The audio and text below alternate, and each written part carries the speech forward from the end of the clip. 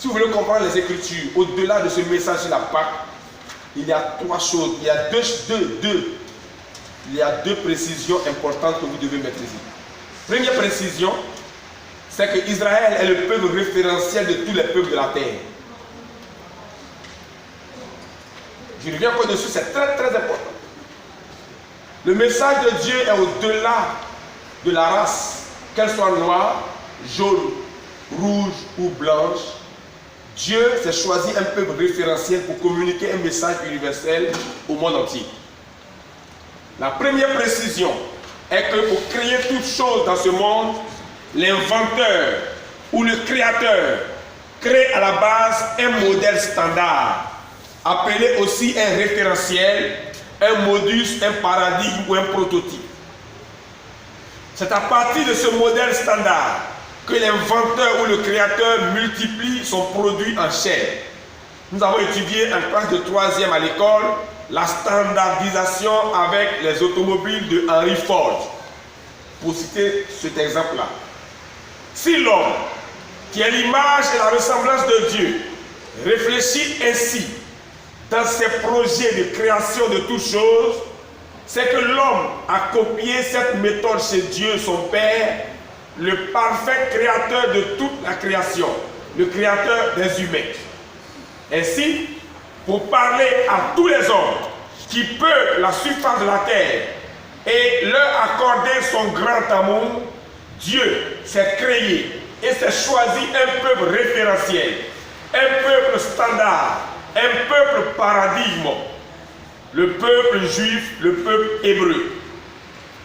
C'est le référentiel et le modèle de peuple spirituel sur la terre. Voici pourquoi, en Acte 2, verset 5, il est écrit: Or, il y avait un séjour à Jérusalem des Juifs, hommes pieux, de toutes les nations qui sont sous le ciel. Et c'est pourquoi Dieu dit dans la Bible que le Juif se glorifie de Dieu, le Juif connaît la volonté de Dieu, le Juif est le conducteur des aveugles, la lumière de ceux qui sont dans les ténèbres, le docteur des insensés, le maître des ignorants, selon Romains chapitre 2, versets 17 à 24. Et en Éphésiens 2, versets 11 à 18, la Bible révèle que le Juif est né de l'alliance. Le Juif, l'Israélite, est le Fils de Dieu, est le référentiel de tous les peuples de la terre. Le Juif est né de l'alliance et le païen, l'homme de toutes les autres nations de la terre, lui, il a été joint ensuite de l'alliance grâce au sang de la croix versé par Jésus-Christ. Ainsi, Dieu se réfère à son peuple, aux Juifs, pour s'adresser aux nations qui peuplent, pour s'adresser aux autres peuples qui sont sur la terre. Donc Dieu se sert des épreuves d'Israël pour parler aux hommes éprouvés. Par exemple, Israël, ce petit pays-là, est toujours en proie à des adversaires. Il y a 7 peuples arabes, 7 pays arabes qui sont autour d'Israël et qui ne cessent de l'attaquer chaque jour. Pourquoi? Cette guerre israélo-palestinienne va durer jusqu'à ce que Jésus revienne. Tant que nous ne sommes pas à la fin des temps, que Jésus n'est pas revenu, cette guerre ne pourra jamais s'arrêter. Aucun pays au monde, pas les États-Unis ou les Nations Unies, ne pourront arrêter cette guerre. Pourquoi? Parce que Dieu, à partir de cette guerre permanente, veut parler à l'homme. L'être humain en Christ, tout être humain, est en proie à des assaillants spirituels. Notre vie, même en Christ, n'est jamais en repos. Tant que Jésus n'est pas revenu pour nous enlever et nous faire entrer dans son royaume éternel, pour nous communiquer la vie éternelle, nous serons toujours en proie à des adversités.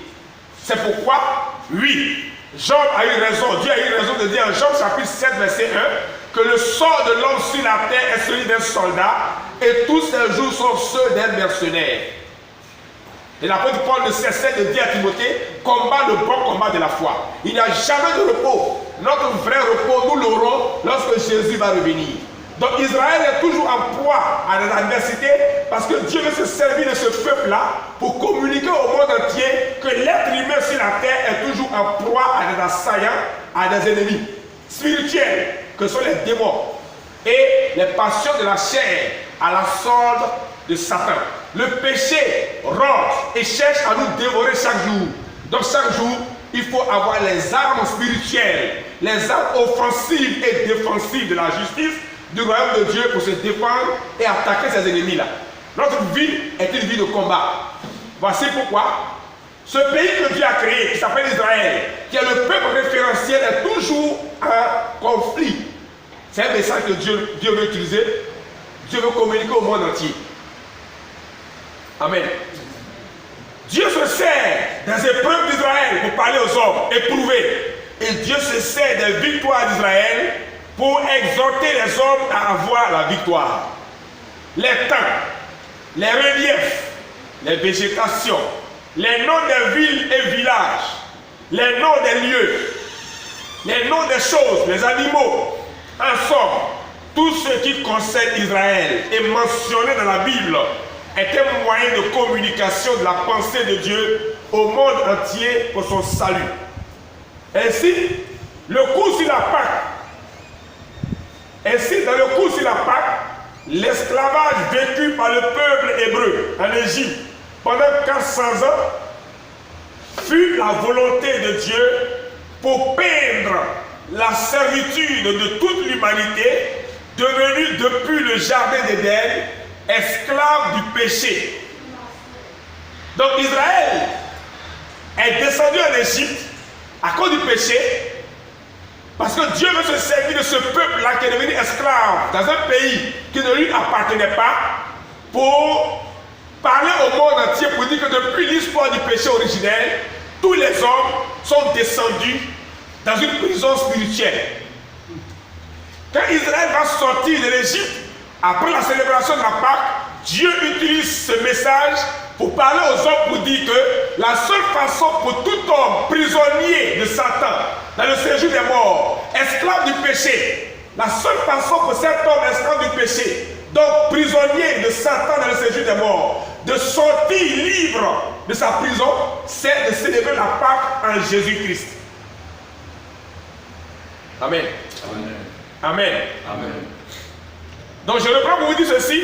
Ainsi, dans le cours sur la Pâque, l'esclavage vécu par le peuple hébreu en Égypte pendant 400 ans fut la volonté de Dieu pour peindre la servitude de toute l'humanité devenue, depuis le jardin d'Éden, esclave du péché. C'est comme un scénario. Dieu en fait a monté un scénario divin.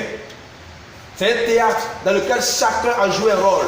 Et Dieu a utilisé des hommes pour jouer ce rôle-là, dans ce grand théâtre, dans cette grande dramaturgie spirituelle, pour communiquer, pour véhiculer une pensée, sa pensée de salut et de rédemption au monde entier.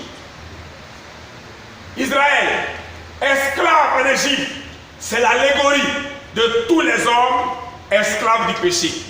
Nous avons dit la dernière fois que l'Égypte, dont le nom biblique est Misraïm, selon Genèse 10, verset 6, Misraïm veut dire matrice.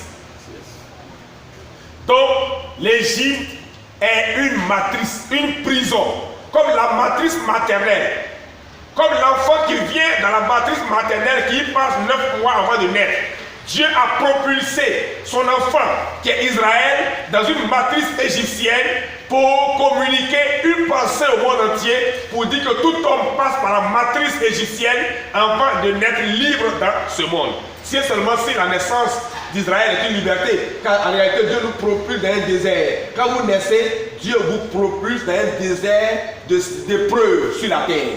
Chaque naissance est une propulsion d'un enfant dans un désert affreux que représente le monde.